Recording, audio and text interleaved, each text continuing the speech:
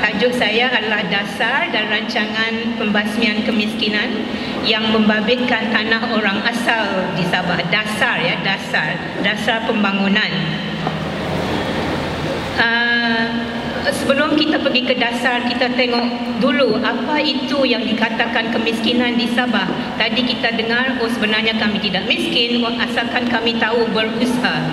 Tetapi ada cara yang secara lebih konkret menggunakan statistik, terutama sekali yang digunakan oleh jabatan-jabatan kerajaan, supaya statistik itu boleh digunakan oleh semua jabatan dan juga kepada semua NGO, statistik yang sama. Tetapi tidak bermakna interpretasi statistik itu sama. Walaupun nombor itu sama, 30 umpamanya, tetapi interpretasi berkenaan kenapa 30 berlaku berbeza bergantung pada kepentingan sendiri. Jadi statistik pun boleh berpolitik juga. Okay. Jadi mengikut statistik yang dikeluarkan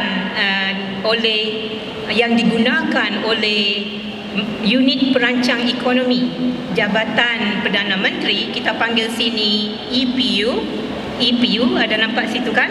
Mana itu mouse? Unit Perancang Ekonomi Jabatan Perdana Menteri EPU, kemiskinan di Sabah turun tahun 2009 daripada 33% kepada 13% dalam jangka masa 3 tahun atau 3 tahun 2009 sampai 2012 turun sampai 20% turun. Wow, ini cukup ajaib turunnya. Jadi Malaysia keseluruhannya, tahap kemiskinan keseluruhannya termasuk Semenanjung, Sabah, Sarawak, pada tahun 2009 tahap kemiskinan turun hanya 4% sahaja. Tetapi dan lagi satu sebelum tetapi, Sabah satu di antara negeri yang terkaya di Malaysia 1970-an turun kepada satu di antara beberapa negeri yang termiskin di dalam Malaysia pada masa kini. Jadi cukup ayat pertama saya, pertukaran itu cukup mengkagumkan daripada terkaya jadi termiskin, dan mengkagumkan juga dalam masa 3 tahun turun tahap kemiskinan dalam 20%. Ya, 2009 dengan 2012 turun 20%. Itu mengkagumkan pertukaran itu. Dan juga selain dari disebabkan oleh statistik itu ada politiknya, timbul soalan tidak persetujuan tentang tahap kemiskinan di Sabah. Tidak ada persetujuan tentang tahap kemiskinan di Sabah. Sekali lagi, EPU, Unit Perancang Ekonomi Jabatan Perdana Menteri, mengatakan 2009 kemiskinan di luar bandar di Sabah, kita semua dari luar bandar bukan? Tahap kemiskinan 2009 adalah 33%.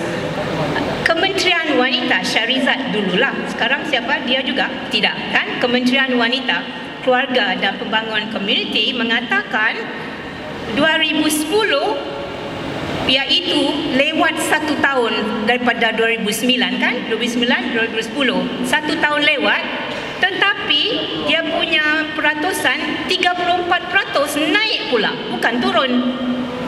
Dalam 1 tahun 33 jadi 34. Ya, jadi makin miskinlah ni dalam 1 tahun, kan? Kalau lebih tinggi lebih miskin. Jadi Bank Dunia pula, ini lagi satu yang membimbangkan, 2010 mengatakan terbanyak seberamai orang di Malaysia yang miskin, dalam golongan yang seluruh Malaysia yang miskin, 40% ada di Sabah. Lebih dari separuh. Ya, ini statistik yang digunakan oleh Bank Dunia. Jadi teramai sekali orang termiskin di negeri mana? Sabah, 40%. Okay. Jadi terkini kayu pengukur pula yang dikeluarkan oleh bangsa-bangsa bersatu. Dalam saya punya perbentangan ini, saya mahu anda ingat dua perkara saja. MDG dan lagi satu NKRA, ya, NRKA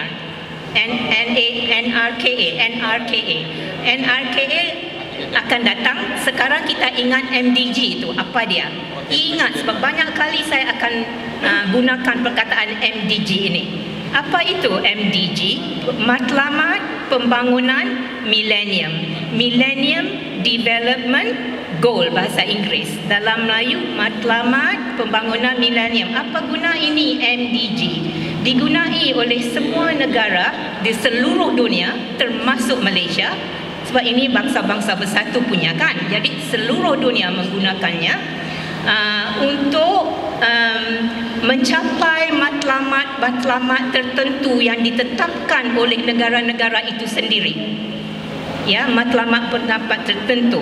Jadi ada 8 matlamat, tidak payah kita ingat banyak. Kita akan tumpu kepada matlamat satu sahaja, iaitu matlamat untuk membasmi kemiskinan. Ya, ini perlu untuk Sabah kan? Kalau kita teramai sekali orang miskin, membasmi kemiskinan itu satu agenda yang cukup mustahak untuk negeri Sabah. Jadi itu sebab ini hari tajuk yang diberi oleh saya adalah untuk membasmi kemiskinan. Sebab Sabah lah yang ramai sekali orang miskin mengikut statistik Bank Dunia.